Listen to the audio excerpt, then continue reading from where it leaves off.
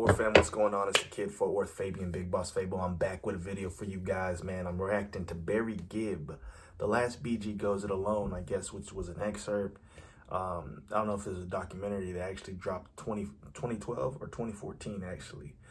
This is on CBS Sunday Morning's channel. I guess it was a little docu-series or a behind the scenes with Barry, just still being Mr. BG's himself, you know, the last standing member of the BG's.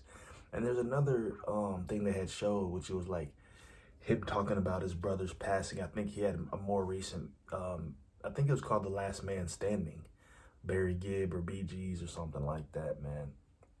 But to give some background and context, Maurice Gibb's death in 2003, followed by Robin in 2012, the BG's long ride on the pop chart seemed to be over. But now the remaining member of the group, Barry Gibb, is back on tour, joined not by his brothers, but by his son, Steven. Oh, wow. I had no clue. You know what I mean? I know that his son toured with him. Anthony Mason goes on the road with Gibb and talks with him about his music, his family, and his pop legacy. So, you know me, I'm used to doing behind the scenes, interviews, docu-series, whatever, man. And when I react to an artist, I go deeper than just the music. I get behind the stories, like unfold, peel back all the layers. So I'm excited for this. If you got any other behind the scenes documentary stuff, send it to me, send it my way. It's funny because I have All in Your Name. Actually, I got another Barry Gibb reaction coming up with Michael Jackson.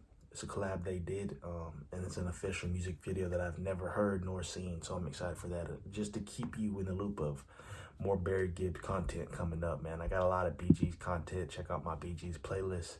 You can find a link to that in the description of the video. With that being said, man, just go watch all my content and let me know what you want to see.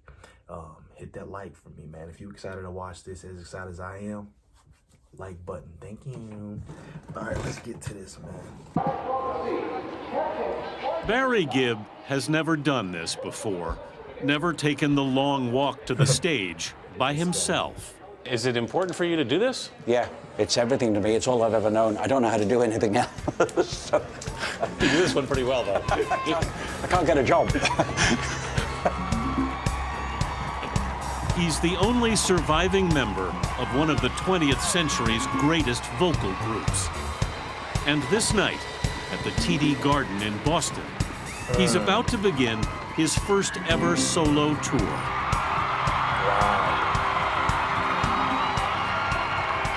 The last of the Bee Gees. You're still the man.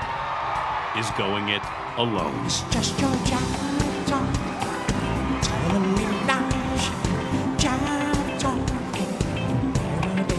I don't think anybody thought at this point in time that there would be one BG left.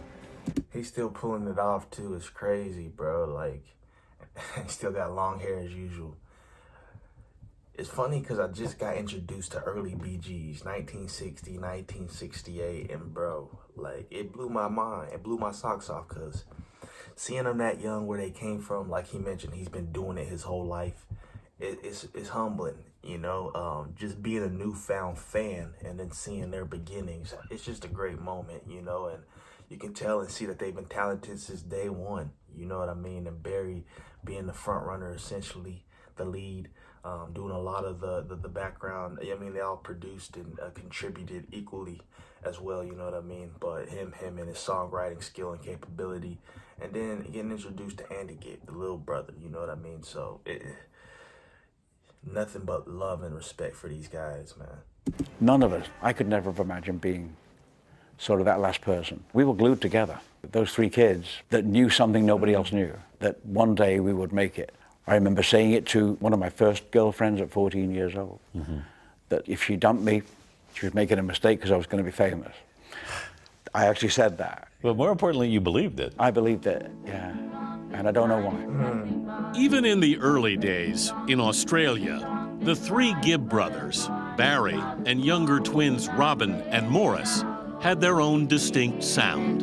And I just found out they were twins not too long ago. The Bee Gees went on to perform, write, or produce 15 #1 hits.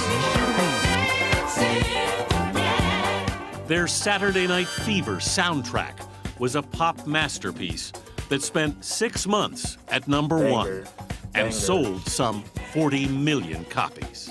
That album was recorded in Miami. Did you just sort of fall in love with it when you were here? we fell in love with the sky. You fell in love with this guy? Yeah, and Why did you do the stereo? yeah. Barry and his wife Linda moved here in the late 70s.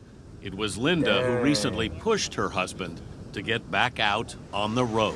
I was fed up with him sitting on his ass. It was miserable. He was? Yeah, I think after Morris died, he kind of went into a bit of a depression. And he just moped around, and I thought, well, I'm proud of Buddy. I got a lot to say. I'm proud of Buddy, first of all, that he was married that young. You know what I mean? I'm sure he had his riffs with groupies, etc., because they was hot. You know what I mean? Scorching on fire.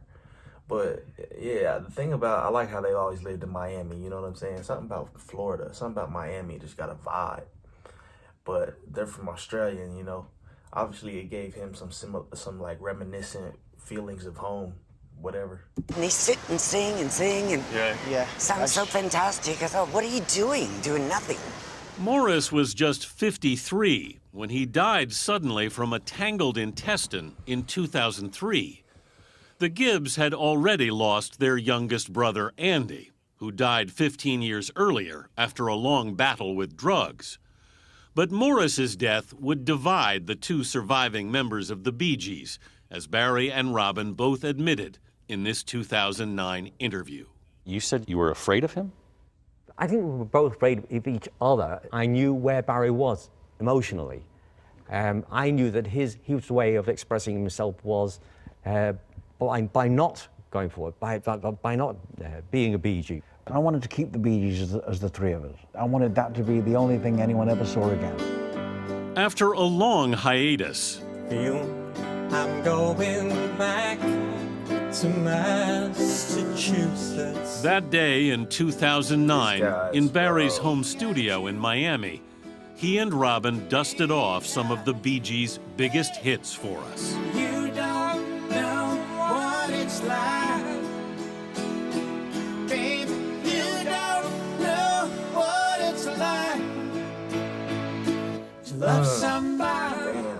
This session would be the last time the two brothers would sing together. Boy, Yeah, it was better than even I get nostalgic. No, I really do. It's sad that the voices together sound great. the magic there. I knew then. Yeah, fire. And I was just thinking about, you know, all three of them together. That's sad, man. R.I.P. Wasn't well. I started a joke which started the whole world crying. I just knew that there was something really holding him down. You know? Everything to him seemed to be a little bit more of an effort than I'd ever known it to be. Till I finally died, which started the whole world living. In 2012, Robin would die of cancer. I told Robin before he died, you know, it came true. It came true. Stop worrying about it. Stop thinking you have to do something else again, to put the lid on it. And he was always searching for that. Well, maybe we can just get one more hit, you know. And I was like, but the dream came true, Rob. It's okay. Well, nobody sings like you, so it's We should like get together. we should get together. We should have lunch. Do you feel like the dream came true? For the Bee Gees, absolutely, absolutely. Well, what about for you? Well, that remains to be seen. The voice is still unmistakable, especially the infamous falsetto he first used on Nights on Broadway. If I want my falsetto to happen, I have to start screaming in the shower. Really? What are you doing in there? Wouldn't you like to know? But that works. That keeps it alive. Certainly does. What's he doing? 3 years ago when we were here and you brought it out again, I was like, you sort of said, see, it's still there. It's still there, yes. It's there if I want it.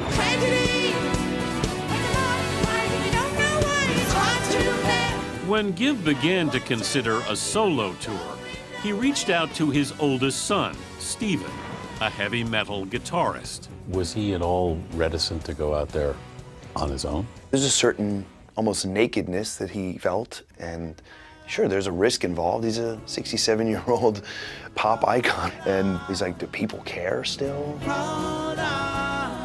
As well as his son, Stephen, Gibb is joined on stage by his niece, Morris's daughter, Samantha. For you, what's been the best part of this? Performing with him. They sing How Can You Mend a Broken Heart together.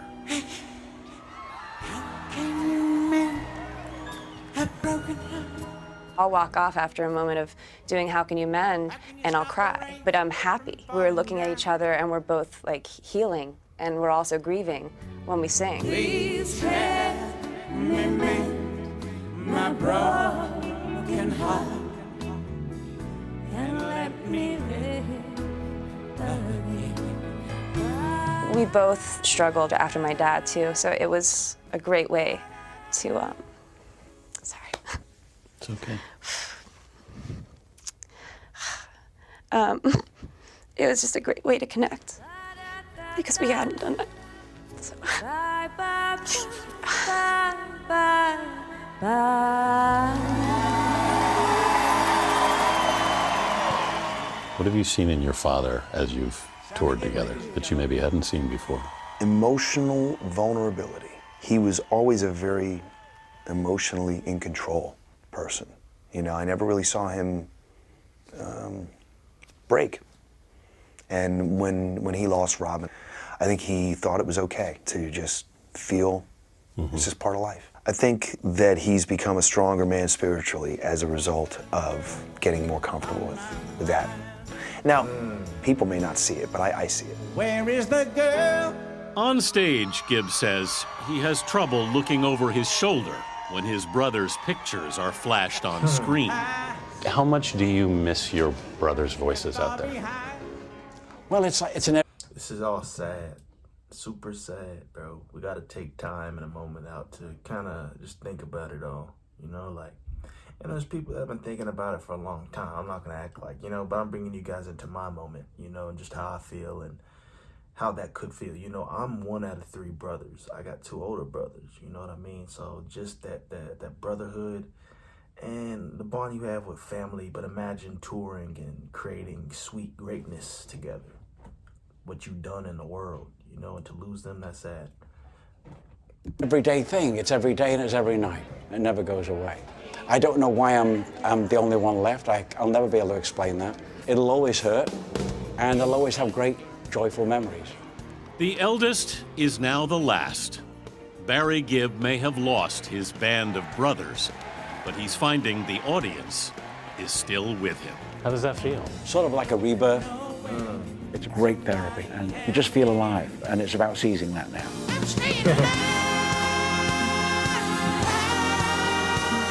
Damn.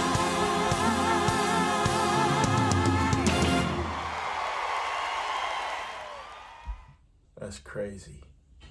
Barry Gibb, the last BG, goes it alone. Let me know y'all's thoughts on that, man. Somebody said they deserve a tribute movie. Definitely. Legends, you know what I mean? Let me know y'all's thoughts in the comment section below. Like, comment, subscribe, hit the notification bell.